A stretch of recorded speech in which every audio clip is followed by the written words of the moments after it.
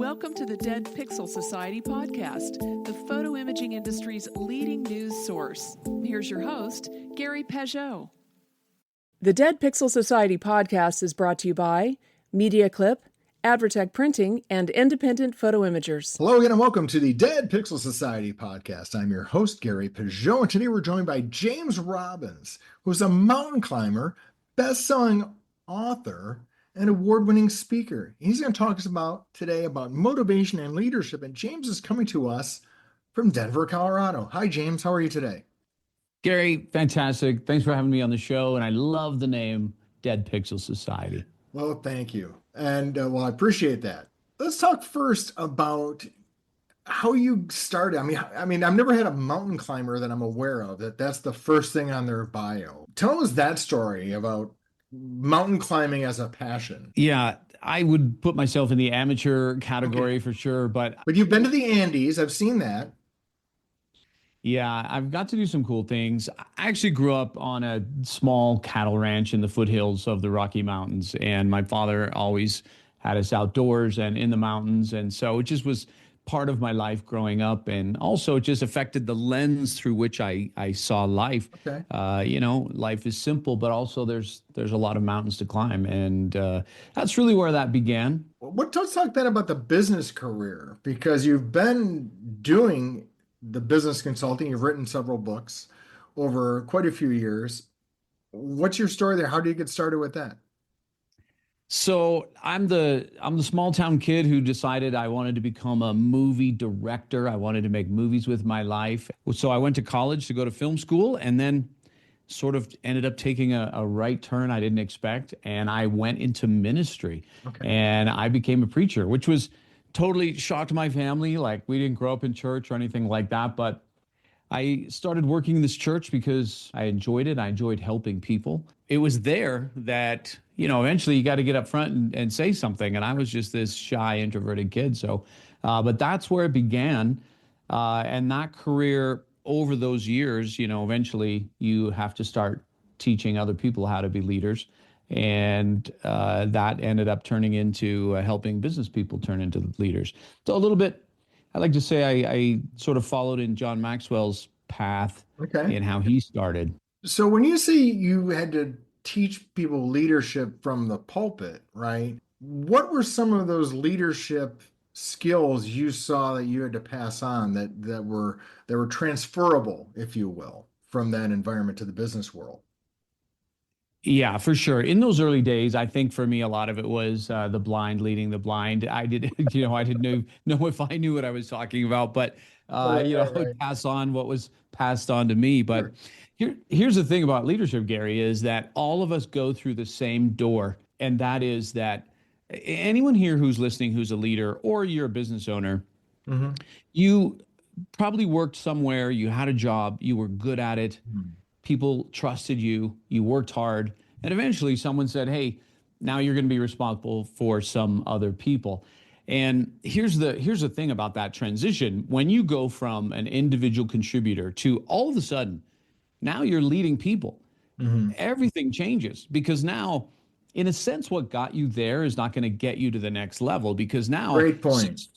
Yeah, because now success is not linked to how well you can do a job. Success is now linked to, can you move people? Mm-hmm. And if you can't get the best out of people, you are going to be limited in your success as a leader, as a business owner, any of those things. That's a great point, because, I've worked in various size companies, and you always saw that point where someone's really doing good at their job. They're excelling at a certain role, maybe customer service or something. And then there's always this desire that we're going to put that person in charge because they're good at what they do. So they're clearly going to be good at helping other people do that thing. And that's not always the case, right? Because the thing that got them in that position isn't the skill that's going to keep them there.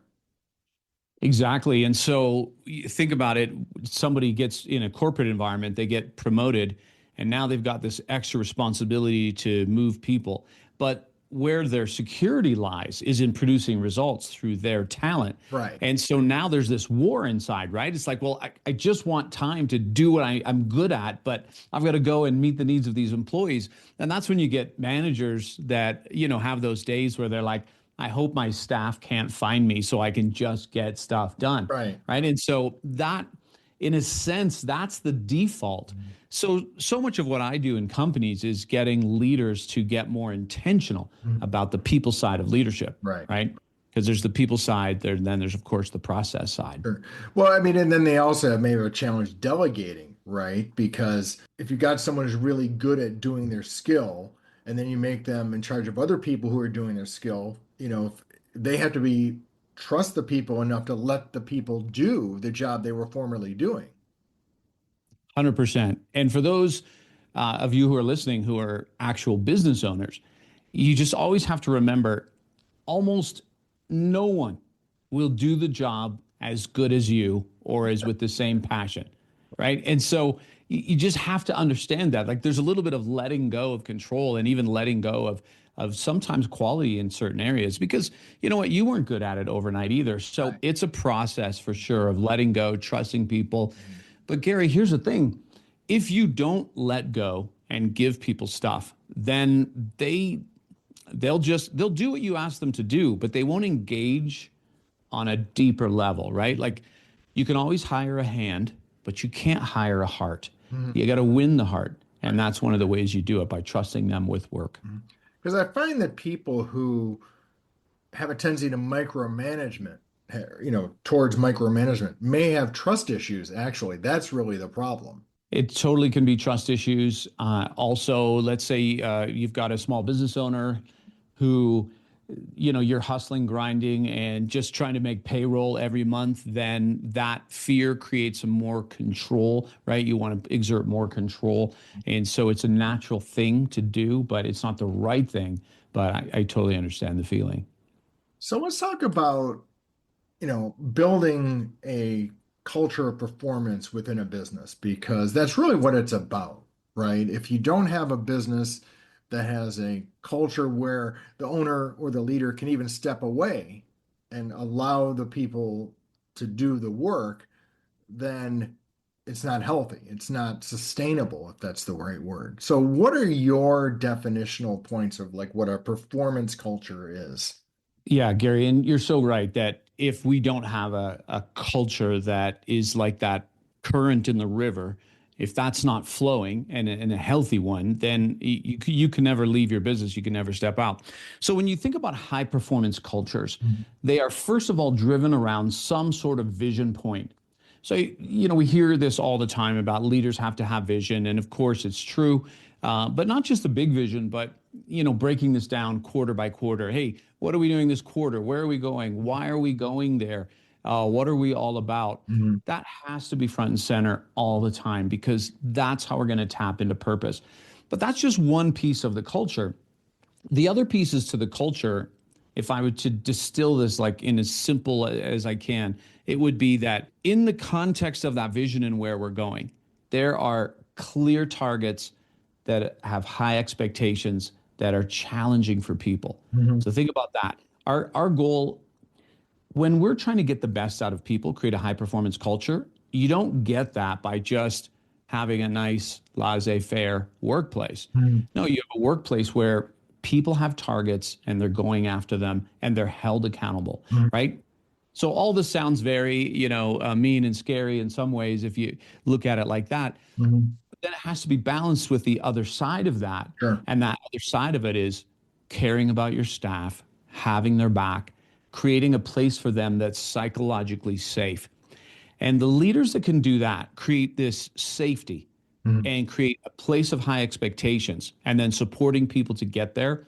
That's where you really begin to unlock the magic in your staff, right? That's when people begin unlocking parts of themselves to throw into your company that they haven't given anyone else. Does that make sense? Yeah, absolutely. So the question is who sets those goals? Who sets those standards? Because if the leadership is out of touch, they may set either unrealistic goals or goals that aren't really, suitable or appropriate. Let's put it that way. And if you let the staff set the goals, they may not align those goals with the direction of the business. It just, hey, this is the stuff I'm good at, and this is what I'm going to do. Yeah. So here's how I view it. Here's how I teach it is that at the end of the day, who's ever the top leader, you're responsible Okay. for decisions, All right. right? You should include people. If you want them to buy into the vision, they've got to be part of the process. But at the end of the day, they are not being paid to make the final decision, because the final decision, if it's a victory, of course it's the team's. If it doesn't go well, the person who made the decision has to own that. And that's going to be the business owner, right? You've got to be able to own that. So of course you want to bring people in. Sometimes things I used to do where I would have a pretty good idea where we need to go. And it might even be something that was a different direction. And I wouldn't tell my staff. I would first say, hey, let's talk a little bit about some ideas for the future. And I would get them all to weigh in. Of course, I'm listening, because maybe something that they would say would change my thinking. But if it didn't, and whoever was kind of the closest to what I was already thinking, I would say, I love what Sarah said. I've been thinking something similar, and this is what we're going to do. So in that way, you're bringing your staff in, getting their input, but at the end of the day, they want you to make a final choice. Stay with us. We'll be right back. Marketing is a puzzle.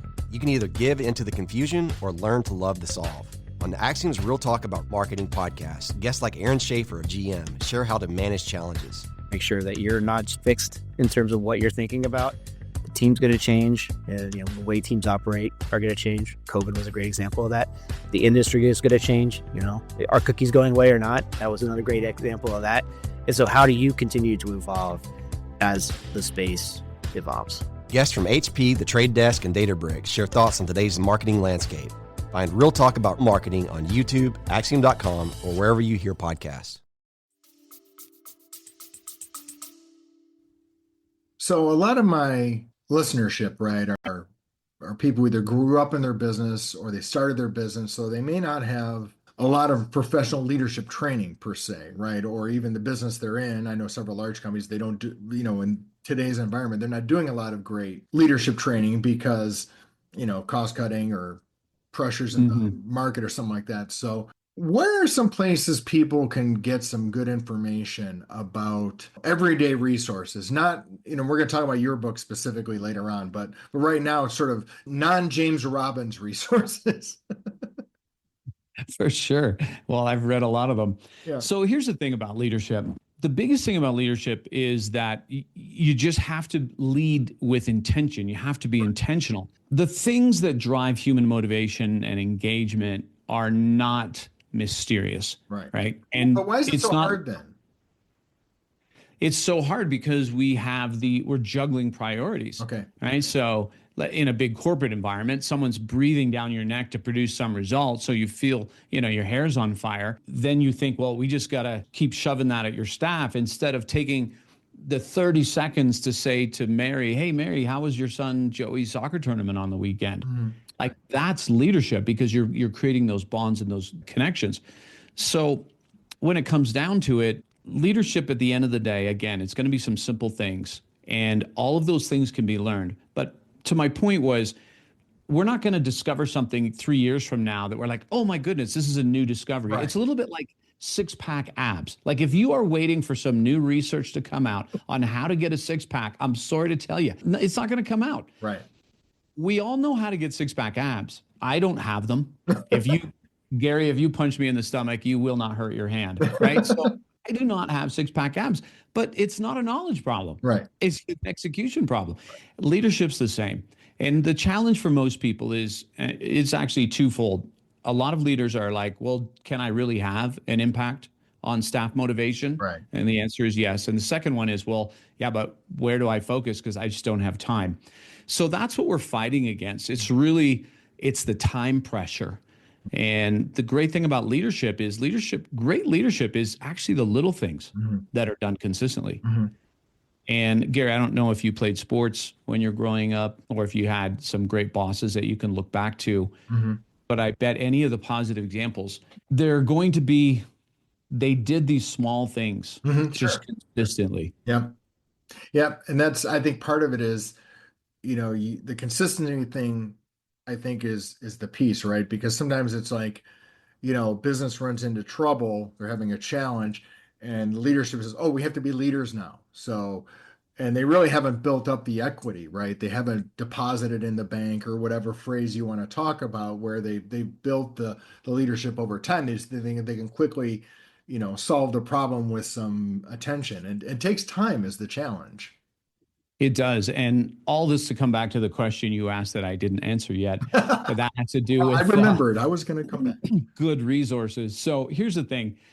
It's not even so much whether the resource is good, it's just that you have a constant immersion in leadership. So when I was a young preacher, I was just devouring books on leadership. Now, if I were to go back in time and now look at them, I would probably look at them differently. But at the time, I was just soaking everything up. Sure. And, my wife at one time was like, you bought another leadership book? And the whole point was because I just need it consistently in my life. Right. Right. And that's the most important thing, I think, for leaders is, look, just some new leadership book comes out, great, buy it and just start working through it. You're reading 2 or 3 at the same time. There's so many resources today. Of course, we've got AI can tell you things, but I think also you can read great biographies. I was just reading one about the guy who turned around Best Buy. I forget his name now, but he's talked about joy at work. I love reading how they come in and think about that. And then you can go, well, how does this apply to my company? What does, what doesn't, right? It's just like eating fish, right? Eat the meat and spit the bones out. But a constant diet of education is important. Because I think that's where some people may even avoid management because it's almost like, if I get too close to the employees, they might ask me for something. And you know what I mean? What, have you ever encountered that kind of idea? For sure. So one of the things that when we're training leaders in a company, one of our foundational points is you just need to care about your staff. And you just care about them. You don't have to be their friend, but you need to care about them. You need to have a genuine interest in them as people. And some people are like, but that's not professional. I'm like, well, I'm not sure where you got that definition of professional. I get what you're saying. Of course, be professional, but you can be genuinely interested in them as people because that creates that reciprocity. That's as basic as it gets, but it's so powerful. I still think even though it's 2025, we still are kind of grappling with sort of the still tail end of like 50s management styles of, hierarchies and divisions and things like that. Was there anything to learn from that sort of, corporate culture? Was it because I hear some people, that was dead. You got to be totally horizontal and, different kind of business structures. But I tend to think maybe there was some value there. 100%. So think of it from this perspective. Like at the end of the day, what you most want with your employees is for them to give their best. And a big piece of them giving their best is feeling a sense of ownership. So the idea where people came out and said, hey, let's just flatten the organization. Well, okay, you can do that. You gain some strengths from that, but you also lose some things from that. What you lose is when you have a great leader who's over 5 or 6 or 7 people, that leader is able to have an incredible impact on those 5, 6, or 7, more so than just this flat organization. If you got a flat organization, who's caring about you? Who's coaching you, right? Who's sitting down with you and saying, hey, I want to talk with you about what you did last week was amazing, because no one's eye is going to be on you. It's a little bit like a hospital. You got a charge nurse and they're over, 40 nurses. Sure. From an organizational point, it works, but here's the thing. If you have leaders that are trained, then it's okay to have a hierarchy. And to the point about 1950s, I think the problem then was, I'm a Gen Xer, so I grew up with bosses that, they weren't going to care about me. No one recognized me. No one coached me. I'm going to talk to you when you've screwed up. But part of it was also that was the culture at the time. Sure. So you didn't know what you were missing. The strength was, the strength in that was you as an employee showed up and were like, all right, I better focus. Mhm. I got to do my I thing. don't want to get yelled at, so. Yeah, exactly. But again, it comes back to my point about ownership. Sure. You want people to take ownership, and to do that, we've got to give them something to own, but we've got to give them something to strive for. Because if you think about, there's the psychological process that we call striving, right? When somebody has a clear goal that's challenging and they're going after. Well, the leader has to be part of that process, right? Helping set a goal for someone. A lot of times people will set a goal, but it won't be that challenging. And so the leader's got to bump it up, going like, no, I think you can do more. I think you can do this. We all need that push from time to time. Sure. I do not believe that everyone's just going to be so self-motivated. You know who's self-motivated? The business owners. Right. They're motivated because there's so much on the line. Sure. If we don't make more sales, how am I going to make payroll? You take that pressure with you to bed. Yeah, you're engaged. But your employee who comes in, who's running the cash register, they're going to leave at 5 and clock out mentally. But when you can get them more engaged and feel some ownership for the store, they might leave at 5, but then they're thinking, they go over to another camera store, and all of a sudden they're like, wow, they do this. That's a good idea. We should do this. Right. And now they're also thinking, right, like an owner. Because I think that is one of the challenges with, especially in today's workplace, right? You mentioned Gen Xers, right? So you got the Gen Z people now, where there is sort of this disengagement in a lot, to a degree, in the workplace. Do you think leadership is the way to solve that problem, or do you think there's too much cynicism out there now? Leadership is how you solve the problem. And what I've learned is that the things that drive Gen Xers also drive millennials, also drive Gen Zers. It just has to be presented in a bit different way. But who doesn't want to be cared about at work? Baby boomers, not so much, but for everyone on down, like it makes a bigger difference. Sure. Who doesn't want to accomplish something great? Who doesn't want to be part of something great? I think what Gen Z has done, millennials a little bit as well, but I think what Gen Z has done has raised the bar for the type of leadership needed. Okay. The problem is not with Gen Z. The problem is with leaders. And if you want to lead a very engaged group of Gen Z, you got to raise the level of your leadership. And I've seen organizations that have, scores of Gen Z, millennials, and Gen Xers all working together, and everyone was called back to work. They all came back to work. They were motivated and engaged. Their boss was a boomer, so they had every generation there. It's not about the generation. It's about how they're led. Well, the thing about Gen Z, I will say, again, I'm not necessarily negative on that demographic, is they can smell inauthenticity a mile away. I mean, more, in the sense that, if the leadership is not carrying through or living up to what they're professing they're doing, they're going to know probably before anyone else. Yeah, exactly, Gary. And I think another strength of Gen Z is they're not afraid of you. And what I mean this is that, in the old days, it's like your boss, yelled at you. You were just, kind of cowered in a corner and like, okay, I'll do it differently next time, even though I did it right. A Gen Zer is going to listen to you. Let's say you yell at them. They're just going to stand there and look at you. And then when you're done, they're going to say, well, you know what? You told me this. I did this. I stand by my decision. And then it's going to take you to up your leadership, whether that's you realizing you were wrong, or how do you help direct their thinking? Because that's just what that generation is. I think it's a great strength. That's a great way to put it, because they're, again, from people of a different generation, let's say, there is sort of a generational interpretation that gets there. You always read some very positive things about, Gen Z in terms of, empathy, and they do work hard if they do believe in what they're doing, right? So the challenge from leadership is to inspire them to do that. Whereas I think, older generations, well, your inspiration is you get paid every 2 weeks. That should be your inspiration. Yeah, like when I was graduating from high school, like back then it was like you must go to college or you have failed. That was the first thing, right? Yeah. Or go work in the oil patch, get a job with the Postal Service.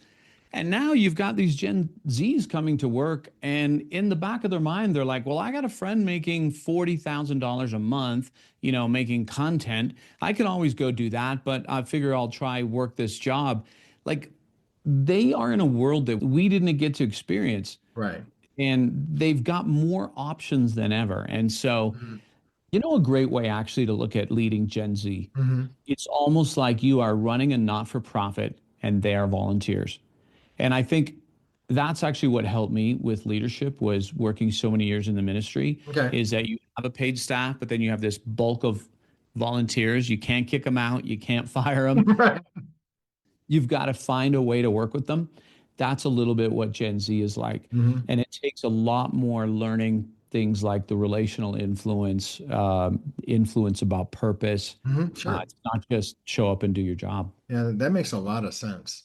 So if someone were to look at leadership, now obviously you're a leadership coach and a speaker, so you think it's pretty important. Where does it rank on, other skills on the plateau? Do you think, business leaders should be spending all this time leading and motivating, or what do you think the percentage is there in terms of time and attention? Obviously, for someone like you, you're going to say it's pretty high, but there are other things that need to get done sometimes.